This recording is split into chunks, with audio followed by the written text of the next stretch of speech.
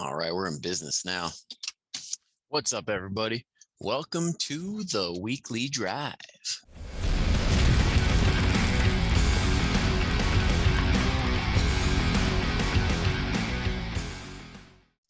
Okay, and we're clear. Hopefully, I can make it out of this shopping mart, whatever parking lot, without hitting somebody or some car. All right, we're good. Okay, so today, stupid mic. Sorry if that's coming in weird on your end, guys. I apologize if that just went crazy on the volume, but we're in the clear now. We're good to go. We're on the open road. Okay, now today's episode is going to be all about what you can do to get in shape for summer. We're in the final countdown. I think it's, 41 as of today, 41 days until Memorial Day. Hopefully I'll get this up when I'm actually filming it, but give or take, by the time it goes up, we're 40-ish days out from Memorial Day. That means swimsuits. That means no sleeves. That means going shirtless for the guys, okay, bikinis for the ladies. It's going to be a good time. The warm weather is coming. Oh, it's going to feel so good after this Corona winter. Yeah, we could get outside and enjoy the sun. But that being said, some of those words may have made a couple of people out there go, ooh, okay, they're realizing that it's probably time to tighten things up before summer. Hey, but this is no better time than right now to get started on a fitness journey, to get started on losing some weight for the summer, making some room for those adult beverages, all the barbecues you're going to go to, okay, all that good stuff. Not going to get hit today. All right, sorry about that. Okay, you're listening to somebody with crazy ADD behind the wheel of a car. Squirrel. Okay, back to what we were talking about, summer shredding. But actually, let's backtrack. Before we get into that, okay, a couple updates. Again, hope everybody's keeping up with the weekly workouts. Okay, also today, got a really cool request from somebody on TikTok to do a form check video. Okay, when it comes to basically what personal trainers bread and butter is, it should be form, like exercise form and how it should look.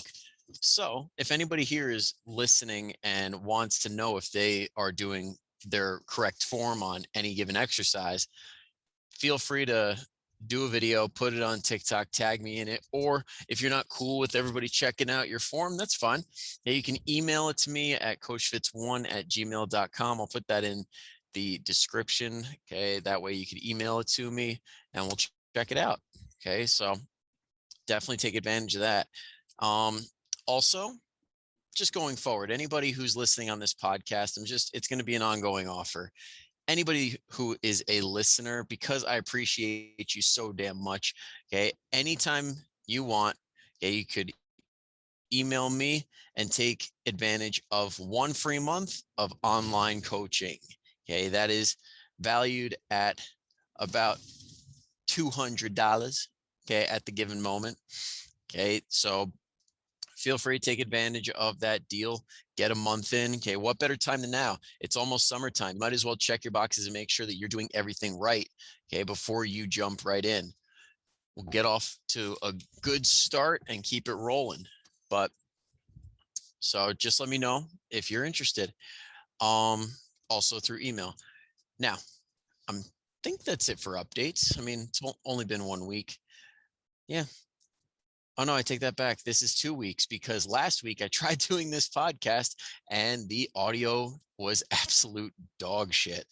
Sorry. I really tried with the wireless earbuds and they're just straight garbage. For a phone call, it'd be fine. I'd know what people are talking about, but God, I put it up and tried uploading it and I took one listen and I was like, oh no, this isn't going up. So we're back to the headset that looks like I am a telemarketer. So here we are. Now let's dive in. So it's that time for the summer shred. When it comes to everything that goes into it, you want to make sure that you're checking all your boxes and that you're doing everything correctly so that you have no reason for anything to hold you back. Now let's start off with what most of us do. Okay. When we go into our summer shred, we think, okay, I'm going to dial up the cardio. I'm going to only eat everything perfect. I'm going to starve myself. Okay. Anything to get that six pack, and then I'll be good. It'll just last me the whole summer. And if it doesn't, then I'll just start over when it's all said and done. Pause. We are not going to do that. Okay. We're going to do it in a way that is sustainable so that you are going to be able to keep your results. And then after summer's over, maybe you'll maintain all the way through summer. Then when summer's over, you can improve upon it instead of taking one gigantic step back. So let's start with the first thing, which is pretty easy concept, is the workouts. Okay. When it comes to the workouts, vroom, vroom. Man, you got a Honda, calm down. Coming from somebody driving a Honda. When it comes to the workouts, most people think cardio, cardio, cardio. Newsflash, cardio just doesn't burn fat like people think it does. Yes, if it's in addition to a really good program, it can be a big help. I mean, it is burning calories, not going to take away from that. But when it comes to what's best for burning fat and just burning calories in general, if we're talking raw numbers, sorry, strength training still wins. Okay, because when you strength train, or when you do cardio, when you're done running or when you're done doing whatever you are doing, as soon as your heart rate comes back to normal, you're pretty much done burning calories at an elevated rate. And even if you are burning them for a little bit, like say you did some high intensity interval training, yeah, you're going to keep that burn going for a little bit, but not even close to when you do strength training. Like when you're consistently lifting a little bit heavier each week and you're doing a good amount of sets and your body has to rebuild itself, like the muscle tissue, that stuff burns a crap ton more calories. Now, if you're doing a high intensity workout, that will burn calories too. But again, if you're not going up in weight or anything and everything's just the same and you're just chasing the sweat, chasing the burn, it's not going to be as good, just plain and simple. So that being said, you want to focus almost, not all, but the majority of your training should be strength training. And what I mean by that is the compound lifts, maybe a couple of accessory lifts thrown in there. So basically what you want to do is pick a lot of, how do I phrase this? You want to pick 3 to 4 days of being in the gym lifting weights. Okay. That's as simple as I can make it. If you want to take it a step further, make sure that during those 3 to 4 days, you're covering your bases as far as you're doing some sort of pushing motion. That's like a push up, a bench press, anything like that. You're doing a pulling motion, which is like a row or a chin up or a pull down. You're doing a squatting variation. That could be double or single leg.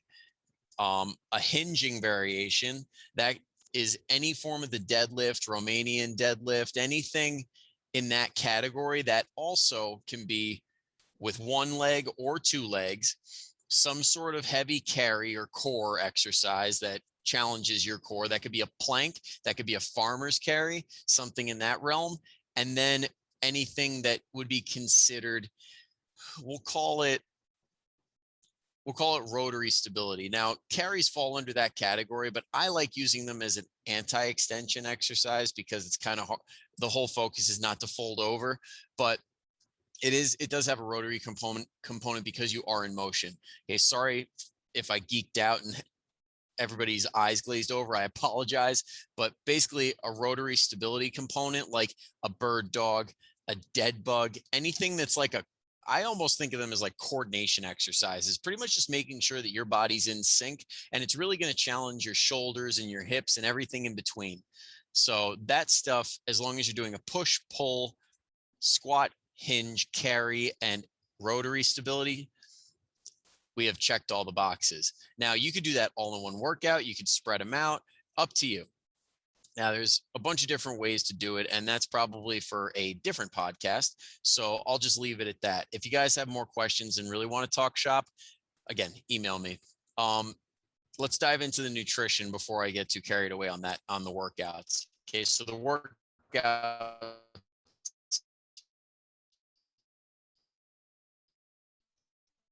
Oh,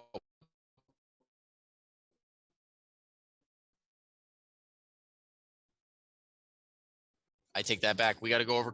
Okay. If you're working out 3-4 times, and you always want to, where it's like maybe you go for a walk and you do some light stretching, and that's like the extent of it. But the other 2 days, I usually, like when I work with online clients, I give them 2 options. There's a green option and a red option. So basically, the green option is like a high intensity day. For the high intensity day, that's pretty much if you feel like $1,000,000 and you've got a lot of energy and you feel like you could do a lot, the high intensity stuff. Okay. That is like a 20 to 30-minute workout tops. Okay. This is hit it hard and hit it quick. This is not gas yourself out and lay on the floor motionless when you're done, ready to die. Okay. That's the stuff that amateurs do. And we're not amateurs here. We know what we're doing. So that being said, if you're going to do high intensity workouts, do stuff that one does not take away from your workout the next day or the day after that. Okay. The weight training is focus number 1. So that should not be affected. So if you're super duper sore and your workout sucks because of your high intensity day, you're missing it. You don't want to do that. But there are ways that you can control for that. So if you're doing high intensity stuff, say like a kettlebell kind of day, or you're doing some high intensity like rowing or like pushing a sled, control for one, how long you're doing it. Okay. So 15, 20 minutes is fine. Maybe even 10 minutes if you're really pushing hard.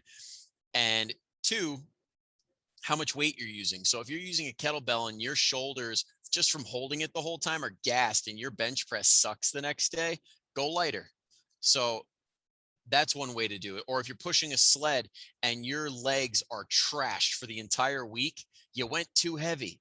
Okay. Because you want to be able to go up on the main lifts. The sled is nice. The sled is good, but it's not how strong you can get in the sled. It's how strong you can get in the main moves that are going to give us that muscle that when we diet down, we're going to look pretty damn good. Okay. So just look at those cardio days like add-ons. They're not the meat. And then for the red days, if you're not feeling that hot, those are the days where you hop on a rower or a bike, or you go out for a long walk, like 30 to 60 minutes, and basically keep it at like a talking pace. So how I'm talking right now, you should be able to hold a conversation with me without taking a break to go, basically. So that's a pretty good gauge. If you want to go down the rabbit hole, or I mean, pretty much like get very specific with it, if you have like a Garmin or a Polar watch or whatever, okay, you can check your max heart rate and check which zone you want to be in. Okay. For those of you that have been to like an Orange Theory or something, that's basically what their concept is. Like orange is like a zone, like a fat burning zone. Yeah, whatever. Okay. I could say a lot about that, but we're not going down that path today. But anyway, those are heart rate zones. You want to be towards the yellowish kind of set. Like when it comes to the recovery stuff, you don't want to be an orange, like Orange Theory. You want to be like closer to the yellow, so that way you can sustain it for a long time without trashing your body. Those are like the recovery days. That's the stuff that keeps the juices flowing, that makes us feel good the next day. It's not really a workout. It's more just get the body moving. And then if you pair that with stretching out some tight areas, like I know a lot of us are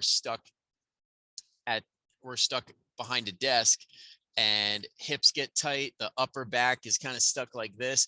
Doing some things like, if anybody's ever heard of a runner's stretch at Gabriel Fitness where I work, we call it the Spider-Man stretch. Basically, in a push-up position, you hike one of your feet up next to your hand, and then that hand that it's next to, you twist it up to the sky, reach for the ceiling while that other hand is on the ground.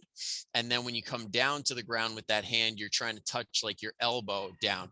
So if you're interested in doing something like that, definitely YouTube it. Just look up world's greatest stretch or runner stretch, and that should give you a visual of what I'm talking about. Doing something like that, or like a cobra, okay, for those of you that it doesn't pinch or put you in any sort of pain, basically you lay on the ground belly down and you use your arms to push up while your hips stay on the ground. Again, YouTube it. It's a yoga pose, cobras. Those are really good. Another one could be like a 90-90 stretch or a bretzel. Okay, that's with a B, like as in my name, Brian. Okay, bretzels are also an amazing stretch for somebody that's stuck at a desk all day. So doing that when you're already warm after your long extended cardio, very, very good idea. I just wish I would take my own advice sometimes. I never get around to doing it, but it's so good for you. I'm sure in like 10, 20 years when I'm hurting, I'll probably follow through on that. All right, on to nutrition. When it comes to nutrition, we want to focus most of our diet around 80% to 90% being whole foods. What I mean by that is Jesus. Sorry for anybody watching on YouTube. I swear I'm not picking my nose. These allergies are just killing me. Like the brim of my nose is on fire. Sorry. Anyway, for the nutrition, 80 to 90% of our food should be whole foods, single ingredient. Now, yes, you can get away with a lot of different types of foods that don't necessarily fit whole food, like the category of it, but you want to try and get in the habit of eating stuff like that because one, whole foods usually keep you more full. Two, they usually are packed with nutrients, which definitely help when you're going to be eating less than normal. Okay, you want to make sure that all of your boxes are checked when it comes to nutrients. You do not want to be deficient because not only is your energy probably going to be lower, your mentally you're probably not going to be as sharp. So definitely want to focus on getting a lot of good quality food in. And yeah, it just makes the whole process easier, especially on the hunger end, because the whole foods usually are very you can get a lot of volume. So when it comes to like veggies and fruits, you're going to be able to eat a lot of those and not have to feel like guilty about it. You can load a plate up of like a big ass salad and you get a lot of stuff, a lot of surface area on that plate with not a lot of calories, which is great. Okay. Now, that being said, we got to make sure that the portions are right. And what happens a lot of times when people go into their summer shred, their summer cut, their calories go stupid low, way too low. Now, if you're considering anything in the 1200 to 900 mark, you might want to reconsider. Okay. Unless you are very tiny, like I'm talking like 110, 100 pounds, like 1200 calories does not make a whole lot of sense. And if it does, and you're still not losing weight on 1200 calories, you're probably not in a good spot to diet. But again, different conversation for a different podcast. Now, if let's just say you've been eating normal, okay, you might have been gaining a little bit over Corona. Okay, you might have been just maintaining and staying where you're at. Good. Now, if that applies to you, then this is always fun, cutting over 10 lanes just to get to where you want to be. Gotta love New Jersey. Ooh, easy pass, go. Where was I? Sorry, apologies. Yeah, so when it comes to the calorie count, an easy for fat loss, an easy kind of calculation is whatever body weight you want to get to times 12. Now, it's very simple, and I know some people are probably thinking that it can't be right. And honestly, I used to think that because calories are very individual to each person. They are. But if you go into like the most precise calculators, like TDEE, total daily energy expenditure, if you go into those calculators like online, when you Google it, that first one that usually pops up, great resource. Okay, if you want to go down that road, definitely like enter your stuff in there. But if you want the easier version, okay, of not having to do that, all you have to do is take whatever weight you're trying to get to, okay, whatever weight that is. So I just had a new low weigh in 198 and I'm still on my way to 180. So 180 is going to dictate my calories. So 180 is my goal weight times 12. Now, I don't have a calculator out and I'm recording this on my phone. So we'll just assume that like you could do it for yourself. Um, anyway, those are my calories. So I would follow that. And then that would be my average, whatever that average is for 7 days. Okay. That's my total calories for the entire week. Okay. As long as I'm hitting that. So let's just say like that gave me 2,000 calories per day. Okay. Times that by 7, we're at 14,000 for the week. As long as I end up on 14,000 every single week, I'm good to go. Now I could distribute that differently. Like, for example, I have a girlfriend. Shocker. Shocker, right? I know. Sometimes we get lucky. What can I say? Um, Geez, this guy's taking up like 5 lanes. Any hoodle. Yeah, I got a girlfriend. So what happens when you're in a relationship? You gotta make some room. There needs to be some flexibility. You can't just be like, I'm on a diet, babe. I gotta eat my food. I gotta bring my Tupperware to the restaurant. No. Yeah, you gotta make room. So what I do is I'll have one night where I'll up the calories, like date night. Okay, that'll be somewhere in like the 2,500 mark. And then the rest of the days are going to compensate for that. So right now I'm using a dieting app because I just like the certainty of knowing that it's like run by somebody who's a diet coach. And the one that I use is Carbon Diet Coach. That's run by Lane Norton, Holly Baxter, and I wish I could give the other guy credit that does all the programming and stuff, but it's Carbon Diet Coach. I'll put the link in the description, but they auto calculate your calories and everything. But basically, it's got this little section where you can up your calories or you can take some down, and pretty much it just factors it in so it averages out to what we talked about, that total for the week.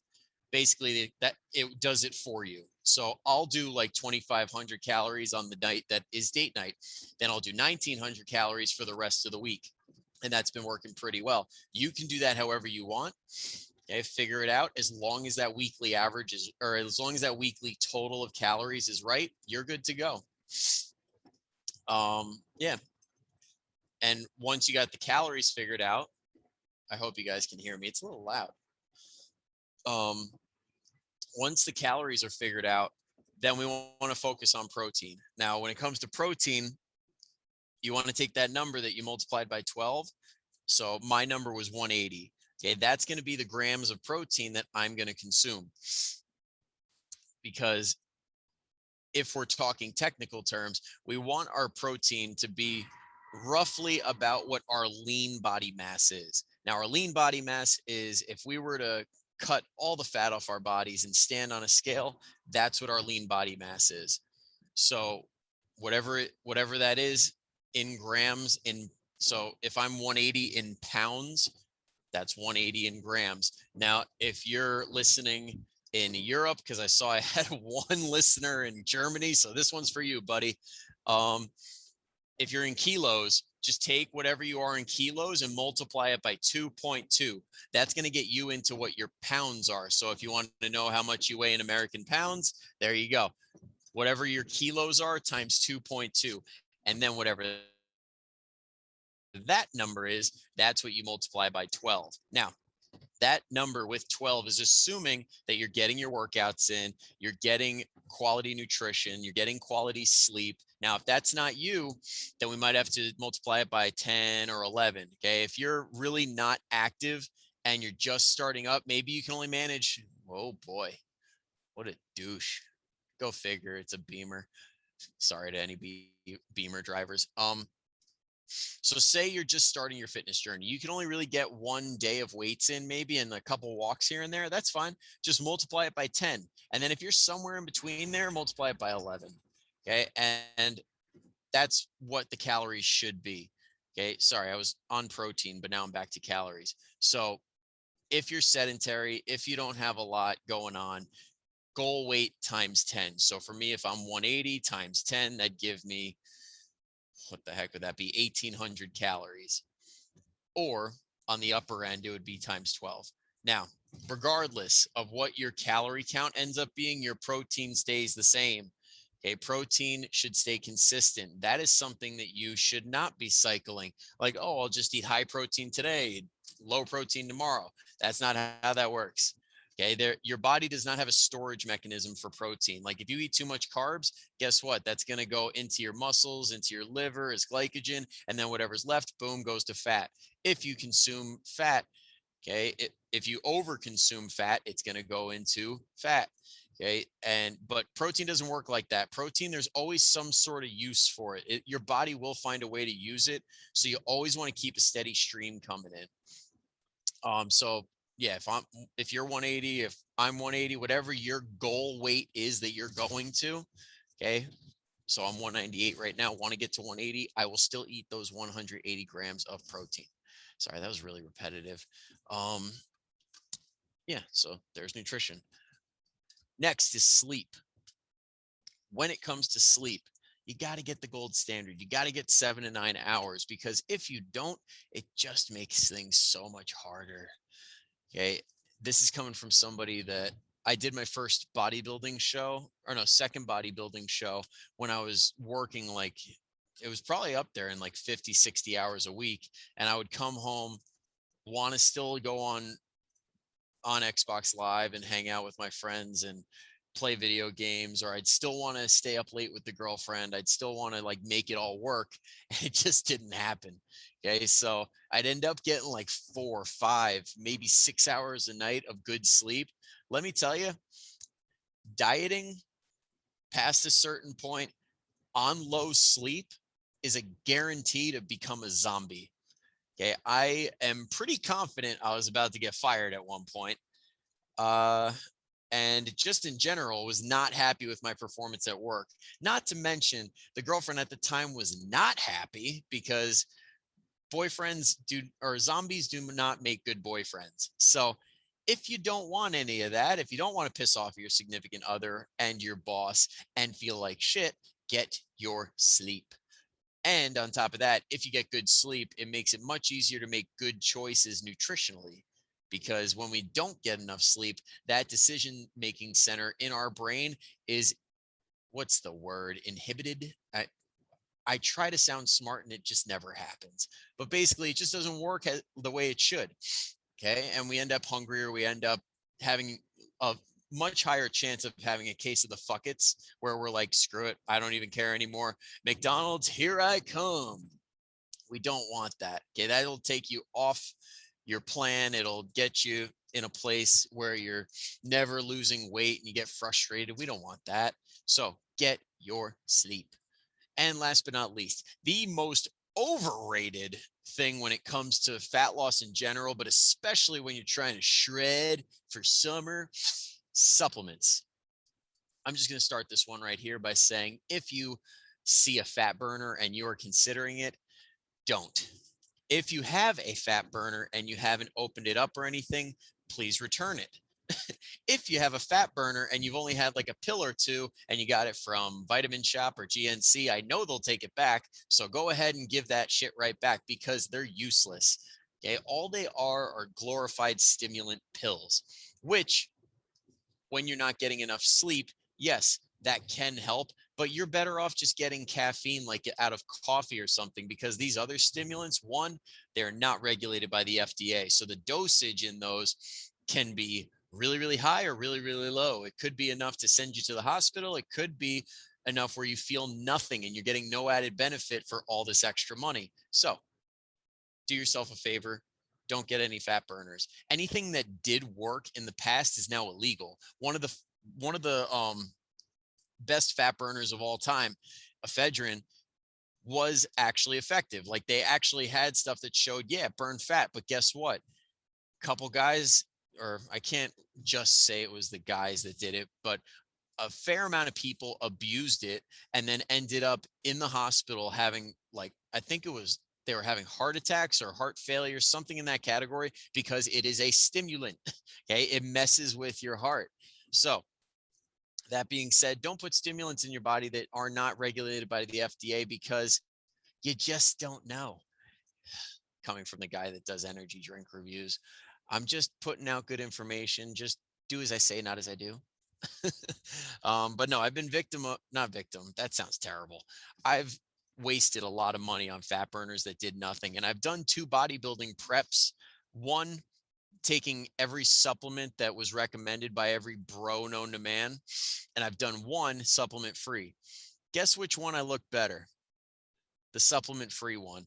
Okay. A lot less moving parts, a lot less for my body to have to process, because that's the other thing. Anytime you introduce something new into your body, you never really know how it's going to react. This happens a lot when people switch around on diets. Like if you all of a sudden shift your way of eating, your body's shifting around water and everything, and you look bloated and you're like, this isn't working. Okay. Same with some supplements. Like when you put them into your body, any medication in general, sometimes your body reacts so weird that it like freaks out. It's like a stressor and you get a little bloated, you don't feel the best. Sometimes that can happen. So, that being said, if you are going to get supplements, there's only a couple that are really kind of worth it. And they really don't make a huge difference, but they can make a difference. Where am I? Oh, darn it. Man, I messed up. I'm on the wrong side. Oh, well. All right. So, that being said, supplements are that are actually worth your money.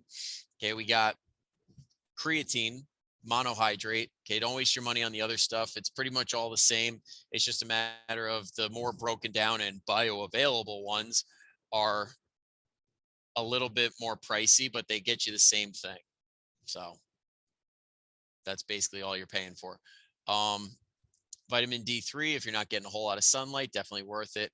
And magnesium can help if you're deficient. It can help you feel a little bit better and sleep a little bit deeper, better quality of sleep. So, yeah, that's pretty much it. Okay. Now I'm going to wrap up because I got to throw Waze on because I took a wrong turn. So I hope you guys found this helpful. If you guys have any more questions when it comes to your summer shred, or you just want somebody to take all the guesswork out, hit me up, coachfitz1@gmail.com, or you can find me on Instagram, TikTok, coach_fitz, FITZZ. Okay. Again, 1 free month, take advantage. Yeah, that's about it. Okay. I hope you guys have a hell of a week, and I will see you next time.